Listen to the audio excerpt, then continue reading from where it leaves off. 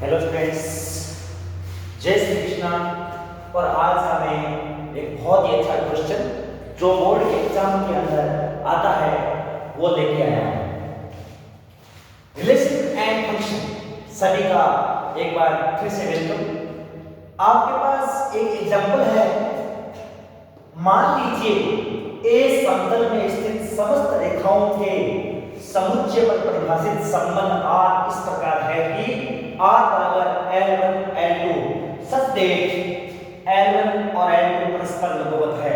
तो सिद्ध कीजिए R सममित है किंतु न तो समतुल्य है और न ही संक्रामक है। ध्यान देना, सबसे पहले मैं बता रहा हूं कि जो आपको A दे रखा है वो क्या है। तो A हमारा है समतल में स्थित समस्त रेखाओं का समुच्चय। A क्या है? समतल में स्थित समस्त रेखाओं का समुच्चय। समस्त रेखाओं का समुच्चय ये हमें दे रखा है A, समस्त रेखाओं का समुच्चय। आगे चलिए, R हमें दे रखा है, R हमें दे रखा है L1 L2 such that L1 और L2 परस्पर लंबवत है। L1 व L2 परस्पर लंबवत है। ध्यान देना अच्छी प्रकार से बच्चों, आपको समझ में आ जाएगा, कोई प्रॉब्लम नहीं होगी। अब सबसे पहले चेक करते हैं इसको समतुल्य होने के लिए क्या होना पड़ता है। देखिए, समतुल्य, समतुल्य यानी मैंने बोला था रिफ्लेक्सिव। रिफ्लेक्सिव के लिए क्या देखना पड़ेगा? मैंने आपको बताया था रिफ्लेक्सिव के लिए आप इन दोनों को सेम कर दो, इन दोनों को सेम कर दो। यहां से हमेशा शुरू करना है। तो देखिए क्या है, L1 व L2 की जगह पे कर दो L1। L1 और L1 परस्पर लंबवत है, लंबवत है। तो आप ध्यान देना, क्या L1 L1 के परस्पर लंबवत हो सकती है? भाई जो एक रेखा है ये L1, क्या ये L1 के लंबवत हो सकती है? क्योंकि खुद के लंबवत कोई रेखा हो नहीं सकती। हाँ, कंडीशंस के अंदर खुद के समांतर जरूर होती है, लेकिन कोई रेखा L1 के लंबवत होती है ऐसा संभव ही नहीं है। तो अगर मैंने यहाँ L1 लिया, यहाँ भी L1 किया, तो परस्पर लंबवत ये नहीं हो सकता। तो आप लिखेंगे ऐसा नहीं है, ऐसा नहीं हो सकता, ऐसा नहीं हो सकता। इसका मतलब हो गया कि जो L1 और L1 है वो does not belong to R से बिलोंग नहीं करेगा। L1 और L1 R से बिलोंग नहीं करेगा, और जब R से बिलोंग ही नहीं करेगा, R मतलब इससे बिलोंग नहीं करेगा, और जब बिलोंग ही नहीं करेगा तो समतुल्य संबंध नहीं हो सकता। तो आपको लिखना है अतः R समतुल्य संबंध नहीं है, समतुल्य संबंध नहीं है, समतुल्य संबंध नहीं। अब आगे चलिए, अगर मैं बात करूं सममित की, समतुल्य तो नहीं हुआ। अगर मैं बात करता हूं सममित की, ध्यान देना बच्चों, अगर मैं बात करता हूं कि सममित संबंध है क्या, तो ध्यान दो। सममित संबंध यानी सिमेट्रिक रिलेशन।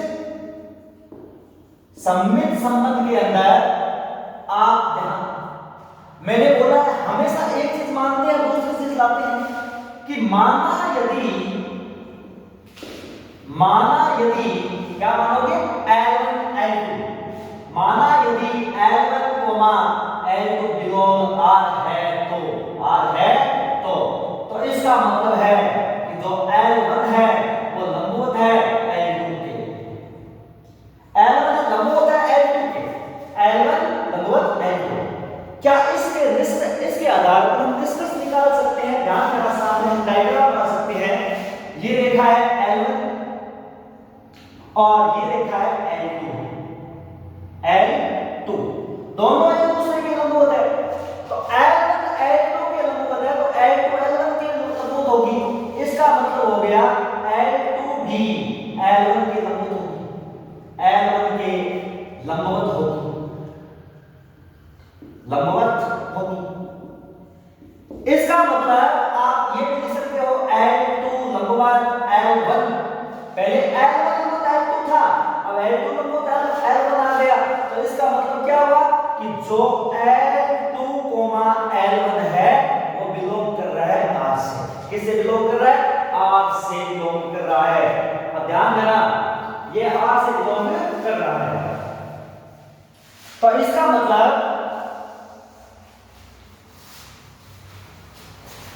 मतलब जो संबंध है, अतः संबंध R संक्रामक है, सॉरी सम्मित है। अब हम बात करते हैं 3 नंबर संबंध की, संक्रामक संबंध की, ट्रांजिटिव रिलेशन की। संक्रामक संबंध की बात करते हैं। संक्रामक संबंध के अंदर पहले बताया गया आपको 2 चीज हम मानते हैं, देखना ध्यान से। माना यदि L1, L2 belong to R तथा L2, L3 belong to R है, तो ये सारे L1, L2, L3 belong करेगा A से। तो ध्यान देना, यदि ये 2 है तो इसे 2 समीकरण मिलेंगे।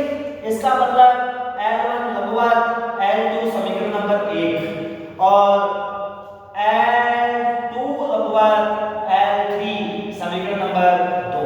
अब ध्यान 3 दिखाई दे रहा हूं मैं, L1 लंबवत L2, तो देखना ये है हमारी L1 और ये देखा होगी L2 दोनों लंबवत है। अब L2 L3 के लंबवत है, L2 L3 के लंबवत है, ये मैंने ले ली L3। तीसरी देखो, L1 और L2 लंबवत है, L2 और L3 भी लंबवत है, क्या है? लंबवत। तो बच्चों L1 L3 के लंबवत होनी चाहिए। संक्रामक संबंध की जब बात आती है तो L1 L3 के लंबवत होना चाहिए, लेकिन यहाँ तो L1 और L3 क्या हो रही है? समांतर। तो इसका मतलब हो गया कि जो L1 है वो L3 के क्या हो रही है? समांतर हो रही है, और समांतर होते ही आप या समांतर है L1 L3 के, इसका मतलब आप लिखोगे अर्थात L1 L3 does not belong to R, अतः R संक्रामक संबंध नहीं है, संक्रामक संबंध नहीं है, संक्रामक संबंध नहीं है। अगर आपको इसी टाइप के क्वेश्चन आगे करवाऊं, एक ही निवेदन है, एक ही रिक्वेस्ट है, प्लीज मेरे चैनल को सब्सक्राइब करें, जिससे मेरा हौसला बढ़ेगा और आगे से आगे मैं शानदार क्वेश्चन करवाते जाऊंगा। रिलेशन एंड फंक्शन आपके जीवन में कोई दिक्कत नहीं आएगी। अगर आप 90 इयर्स के हो जाओगे तो भी आपको रिलेशन एंड फंक्शन याद रहेगा कि क्लास 12 का रिलेशन एंड टॉपिक फंक्शन का एक टॉपिक था हमारा। तो इस प्रकार से सभी स्टूडेंट को एक बार फिर राधे राधे, जय श्री कृष्ण।